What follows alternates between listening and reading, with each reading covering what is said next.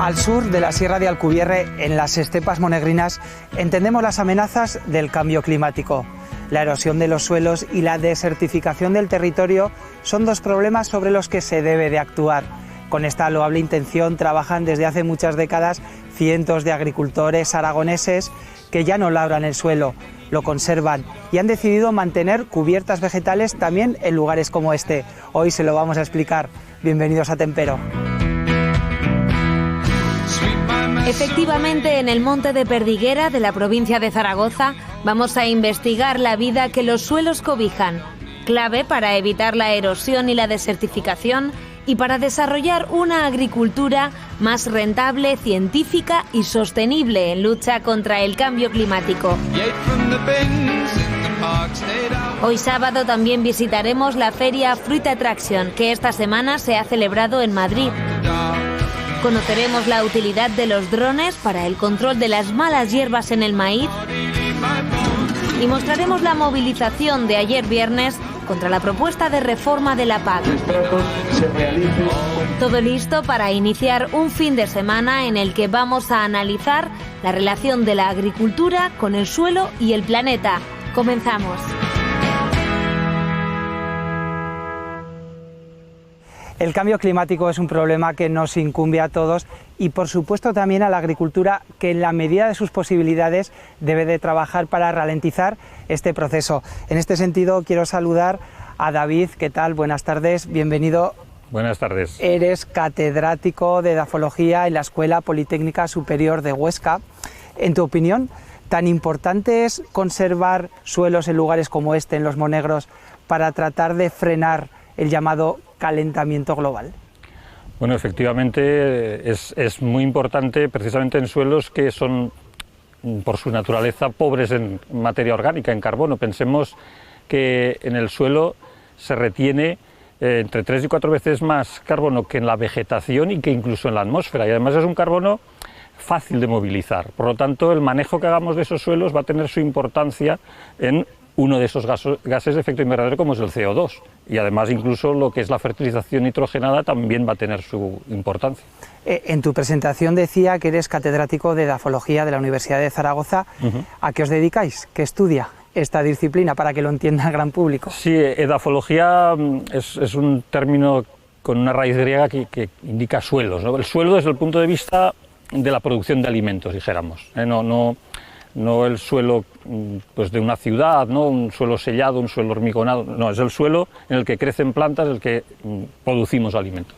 Y en la formación y conservación de estos suelos, la agricultura, el manejo que se haga, ¿tiene realmente mucha importancia, mucha incidencia? Efectivamente, tiene mucha importancia porque, a ver, lo que es la cubierta vegetal en sí está ejerciendo un papel protector del suelo y un papel que interviene en su formación. Y la agricultura, con el laboreo, con el aporte de nutrientes, de fertilización, pues también está ejerciendo un papel fundamental, tanto en lo que es la cantidad de suelo como en la calidad, ¿no? Porque en el suelo hemos de pensar que es un recurso natural muy delgadito y que sin embargo es fundamental para la vida en la tierra. ¿El arado, David, ha sido un mal invento de la humanidad? Bueno, como casi todos los inventos, lo que influye sobre todo es el uso. Un uso adecuado de cualquier cosa nos puede ir muy bien, sin embargo el abuso puede ser un problema. Eso pasa con casi todas las cosas. Ya digo, un exceso de laboreo implica pérdida de carbono, pérdida de mineralización, una exposición del suelo, a veces incluso con mezcla de horizontes, ¿no? Esas capas que vemos más o menos horizontales en el suelo, una pérdida de cantidad y de calidad, como decía, del suelo. ¿Crees que en Aragón se practica en estos momentos una agricultura más sostenible que hace, por ejemplo, 10 años? ¿Se está avanzando en una buena dirección en los últimos tiempos? ¿Cuál es tu opinión? Bueno, yo creo que nos vamos dando cuenta de hasta dónde podemos llegar y dónde nos pasamos, ¿no? Por poner un ejemplo, solamente hace 100 años no sabíamos ni fijar nitrógeno en la atmósfera para tener fertilizantes nitrogenados. Bueno, pues es un gran invento, porque hemos pasado a tener suelos muy pobres de nitrógeno a disponer del nitrógeno que queramos, pero a la vez nos pasamos con el exceso de nitratos. Entonces, bueno, hay que saber regular, hay que saber regular para tratar de no pasarnos y que eso no tenga influencia pues ni en el aire ni en el agua, que es la interfaz en la que el suelo está actuando. Bueno, desde hace unos meses eres el presidente de la delegación en Aragón de la Sociedad Española de la Ciencia de los Suelos. ¿Con qué objetivos ha nacido todo este proyecto que tú lideras en estos momentos? Esta delegación trata de agrupar a los que trabajamos en suelos dentro del ámbito universitario, de investigación, profesionales, y la idea es mantener cierto contacto y tratar de divulgar la importancia que tiene el suelo para nuestra vida y la vida en la Tierra en general. Y lo hacemos pues a través de jornadas. Solemos celebrar con el Colegio de Agrónomos el Día Mundial del Suelo, que es el 5 de diciembre. Hacemos aplicaciones divulgativas como EDAFOS, ¿no?, que tratan de dar a conocer el suelo entre lo que son los profesionales y en general al público. Y no sé si el público, David, es consciente de la importancia que tienen los suelos, porque al final acaban cobijando una cuarta parte de toda la biodiversidad que hay en el planeta. Me parece una cifra elevadísima, muy alta. Sí, yo creo que no se es consciente. Es curioso como ahora, por ejemplo, que se está hablando de los ecoesquemas, o dentro del marco de la arquitectura medioambiental de la PAC, aparece, ¿no?, el tratar de conservar los recursos naturales, aire, agua y suelo, ¿no?, y se menciona el suelo. Sin embargo, es verdad que no se tiene la conciencia de las funciones que tiene el suelo para nosotros, y en concreto lo que comentas tú, pues la actividad de microorganismos es brutal, y para que funcionen los ciclos de nutrientes, esa biología del suelo es fundamental. Hay un dato curioso, para añadir al que tú comentas, ¿no?, que si cogemos un puñado del suelo que tenemos aquí alrededor y pudiéramos, y de hecho se puede hacer, ¿no?, contabilizar los microorganismos que tenemos en ese puñado de tierra, pues hay tantos microorganismos en ese puñado como habitantes hay en el planeta Tierra, ¿no? O sea, nos podemos poner a contar hasta 7.000, 8.000 millones de microorganismos en tan solo ese puñado. Qué comparación más interesante, David. Yo ahora mismo tengo 42 años. ¿Crees que mi generación legará a la futura un mejor planeta que el que recibimos? ¿Tú cómo lo ves? Bueno, espero que aprendamos. Ya decía que hay que ver que casi cualquier aplicación que podamos hacer en el manejo del suelo tiene unos aspectos beneficiosos y otros que no lo son tanto. Hay que aprender con cierta agilidad para que esos aspectos perjudiciales pues no generen un problema como los que vamos viendo, ¿no? Yo espero que seamos capaces de ir optimizando nuestro recurso y pasarle los suelos que hemos heredado también a los siguientes. Bueno, David, pues con todas estas reflexiones nos quedamos. Continuamos en plena comarca de Los Monegros, en el Monte de Perdiguera, para seguir hablando de suelos y agricultura. No en vano, Francisco Jasso, buenas tardes, bienvenido. Podemos afirmar que la tierra es el hogar de las simientes. ¿Con qué filosofía estás trabajando en esta, que es una finca de tu propiedad? Sí, pues al fin y al cabo trabajar, guardar lo que dices tú, el mayor componente que tenemos en la agricultura, que es el suelo, preservarlo. Entonces, la agricultura de conservación me ayuda a ello, porque si no tenemos suelo, pues no tenemos nada en lo que seguiremos cultivando. La degradación aquí es tremenda y yo cambié el chip hace 20 años y empecé a hacer agricultura de conservación y hasta ahora. ¿Cuáles son los fundamentos principales de la agricultura de conservación? ¿Cómo los puedes presentar y resumir? Sí. Mantener el suelo cubierto lo máximo posible, no hacer ninguna agricultura de conservación. Recoge también lo que es, digamos, un mínimo laboreo, pero yo solo hago siembra directa. El mínimo laboreo, cualquier disturbio del suelo es un terremoto para el suelo. Entonces yo prefiero hacer siembra directa, mantener siempre una cubierta verde, que el suelo siempre esté trabajando, la biología trabaje, funcione.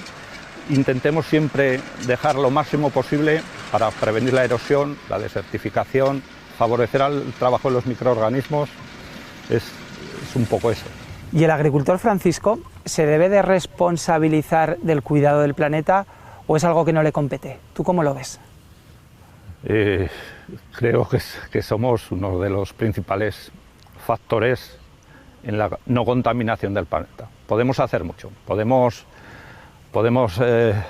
meter ese carbono al suelo creando materia orgánica, podemos dejar de laborear tanto haciendo agricultura de conservación, podemos dejar de mandar aguas turbias, sucias a los ríos, colmatar embalses, con todo esto, con todo lo que supone. Yo creo que somos los primeros que debemos defender un cambio. Pero más allá de estas cuestiones medioambientales, los agricultores al final vivís de vuestras cosechas. ¿Qué producciones estáis consiguiendo con estas técnicas? ¿Son mejores que las que se consiguen con las técnicas más tradicionales, más convencionales? En estas zonas tan desérticas casi es más lo que no gastas que lo que recoges.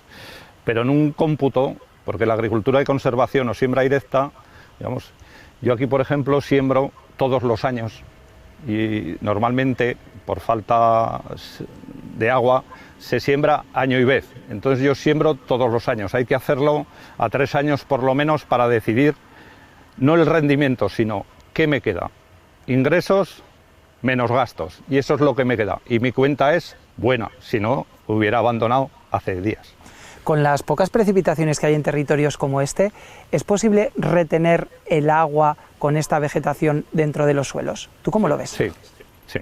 Esto ahora está seco, no ha llovido en todo el verano, pero las lombrices no os podéis imaginar las que hay aquí. En un metro cúbico labrado pues habrá 3, como mucho una, aquí puede haber 100 por metro cuadrado. Esas lombrices hacen sus canales y el agua, las raíces se quedan ahí, que nos las laboreamos, todo eso, las lombrices se comen las raíces, las estructuran lo que es la tierra y entonces llegamos a un punto que si tú echas 1 litro de agua en un laboreo o echas 1 litro de agua aquí, allí escurrirá y aquí entrará directamente. En 3 segundos entrará. Está mucho mejor estructurada la tierra. Y para realizar todas estas siembras directas sin laboreo, ¿a qué maquinaria estáis recurriendo? Y no sé si esta tecnología ha ido mejorando con el paso de los años, del tiempo. Ha ido mejorando, ha ido encareciéndose. Ha ido encareciéndose con el paso de los tiempos porque han visto que se va a desarrollar. Pero vamos, la tecnología está hace mucho y funciona bien. Mi sembradora es una sembradora de triple disco, pero se puede hacer con cualquier sembradora por sencilla que sea. Cada uno nos tenemos que adaptar a lo que tenemos. ¿Cereales o leguminosas? ¿Qué cultivos te gusta trabajar más? Sí, las leguminosas me gustan mucho. Era algo que no se hacía aquí, nunca. Bueno, se hacían bezas, pero con aquella ayuda al guisante proteaginoso nos hicieron un favor. Sembramos guisante proteaginoso desde entonces. Y entonces hacemos 1/3 de la superficie con guisante. 2 años de cereal y 1 con guisante. Con la suerte de que se cogen guisantes, las raíces bajan hasta bastante más abajo que el trigo y la cebada y recuperan nutrientes que se nos irían por ahí y movilizan otro tipo de nutrientes. ¿Y aquí en estas zonas se podrían llegar a sembrar colzas o camelinas, otro tipo de alternativas? Colza lo he intentado, y es más, el otro día sembré colza, pero esperando que lloviera, pero no ha llovido, entonces ahí estará esperando a ver si llueve. Es difícil, y camelina también es difícil. Sería muy bueno porque es una rotación con otro tipo de raíz, sería muy bueno. Pero es muy difícil.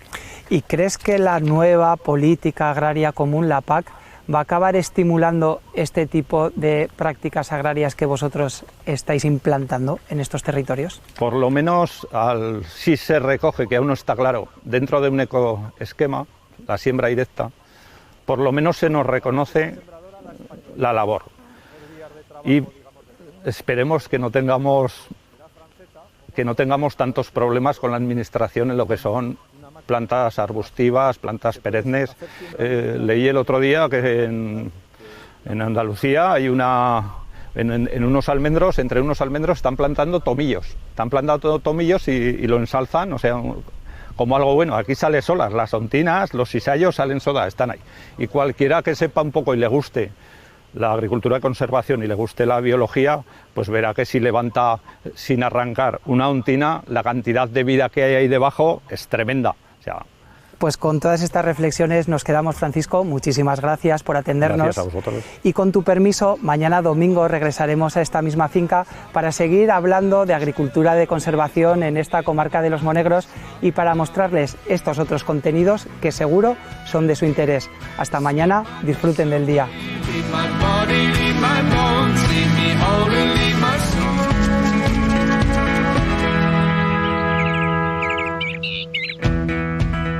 En zonas tan áridas como los monegros zaragozanos, el suelo es el mejor amigo de los agricultores. Ellos saben que deben conservarlo, porque deben de almacenar las pocas precipitaciones que caen del cielo y alimentar los cereales y las leguminosas que se siembran. Con esta filosofía comienza el segundo programa emplazado en estos montes de secano de Perdiguera, siempre en lucha contra la desertificación y el cambio climático. Dos objetivos que están unidos y que estimulan el trabajo de los 300 profesionales que integran la Asociación Aragonesa de Agricultura de Conservación, Agracon. Hoy hablaremos con dos de sus representantes para entender la labor que desarrollan. Además, la suspensión de los festejos taurinos por segundo año consecutivo ha lastrado la continuidad de las ganaderías de reses bravas. Y en la recta final del programa viajaremos a la Sierra de Albarracín para disfrutar de la berrea de los ciervos. Un menú cargado de actualidad y entretenimiento, cocinado a fuego lento para que lo saboreen y disfruten. Bienvenidos a Tempero.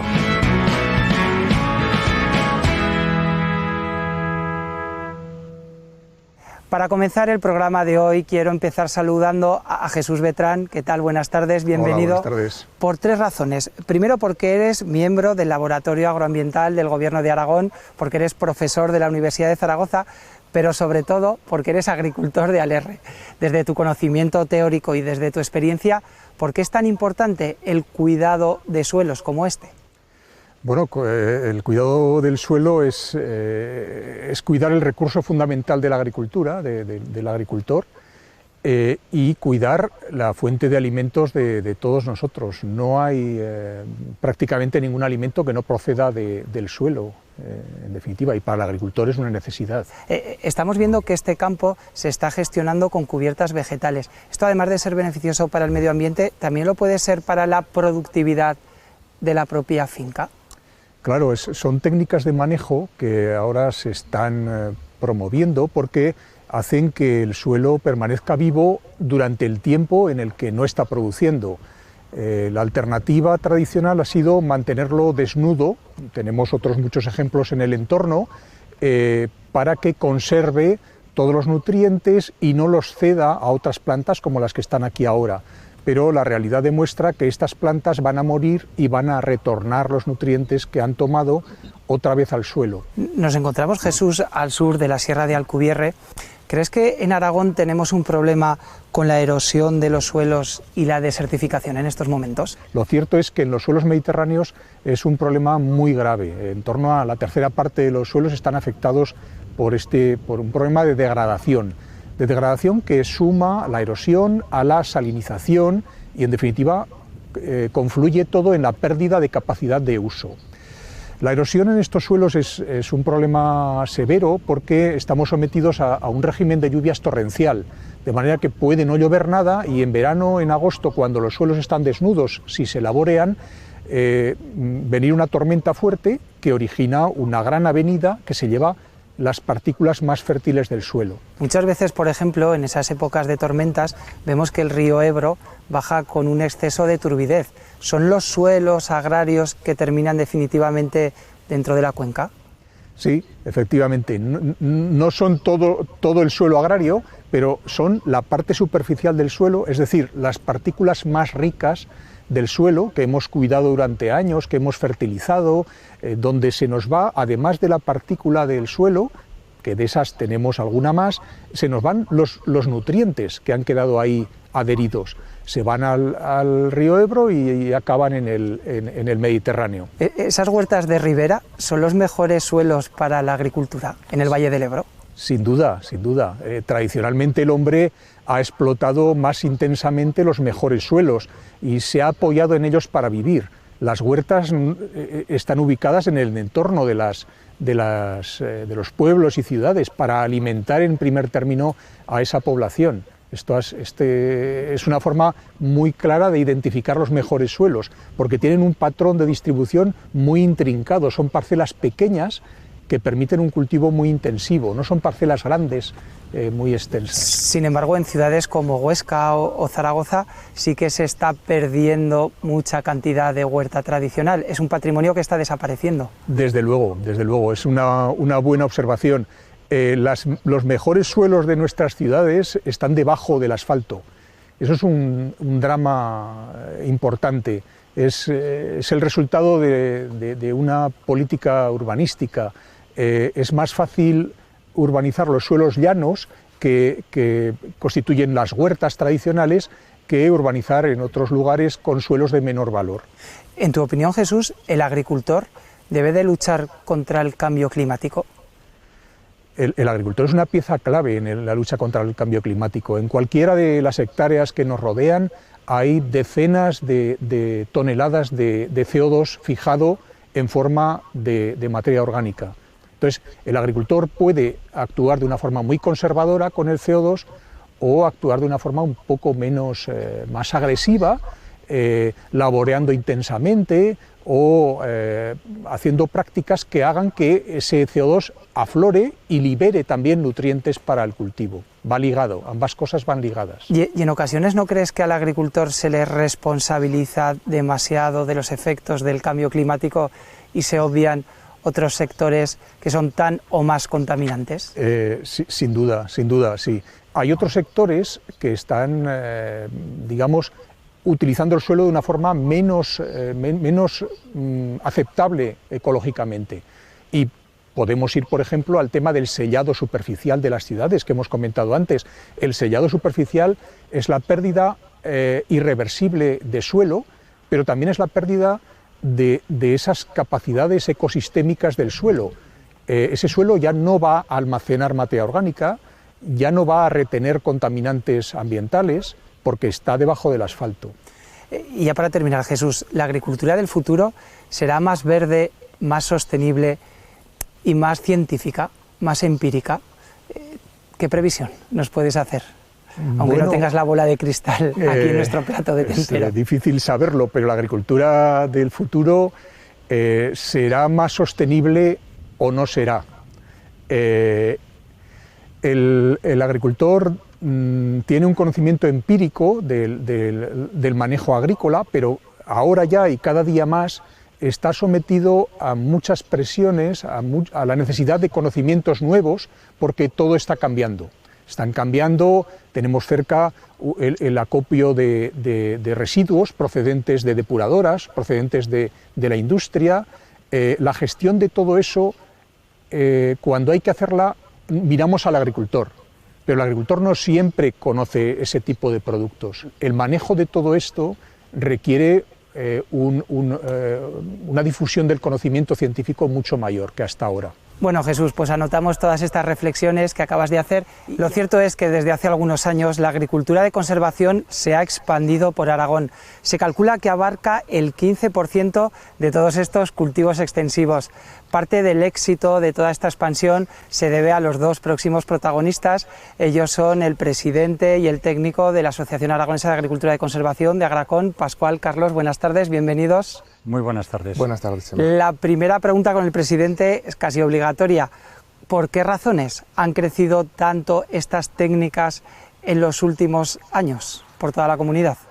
Bueno, pues el motivo fundamental es el que en la medida que lleva unos años funcionando y que se van viendo resultados en los agricultores que más tiempo llevan, pues se produce un efecto de contagio con la gente que está alrededor. Al final las cosas tienes que verlas muy cerca y tienes que ver los resultados para que te convenzas. Y entonces ese es el motivo por el que estamos en pleno crecimiento actualmente. De hecho, Carlos, solo en la provincia de Teruel habéis pasado de 7 a 40 socios en poco tiempo y tú eres natural de Cantavieja.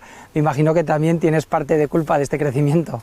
Sí, bueno, en la provincia de Teruel, a diferencia de Huesca y Zaragoza, no estaba viendo tanta superficie.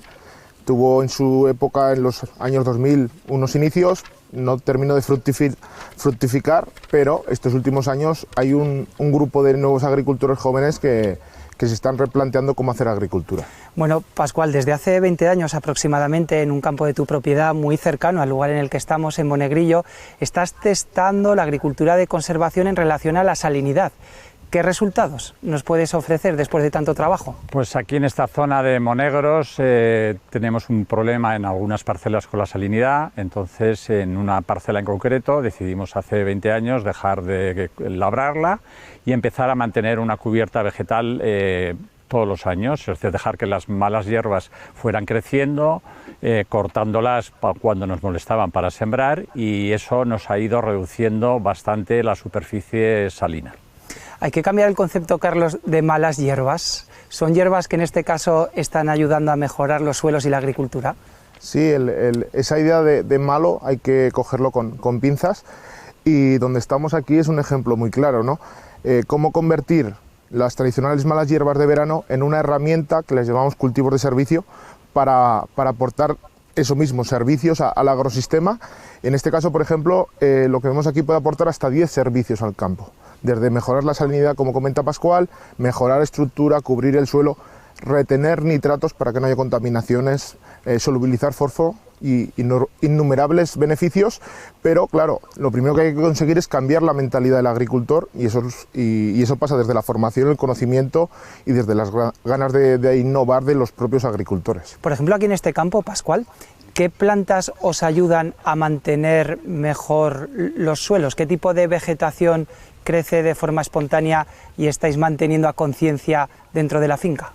Pues aquí es un ejemplo claro de la Salsola cali, la bien conocida como capitana, y luego de otra hierba parecida a la capitana, que es la Coquia scofaria, que es la capitana multiplicada por 10, por así decirlo, y que nos permite una cobertura de verde en verano. Carlos, ¿y qué tal vuestra experiencia con los agricultores de conservación de Argentina? Porque recientemente realizasteis con ellos también una jornada divulgativa.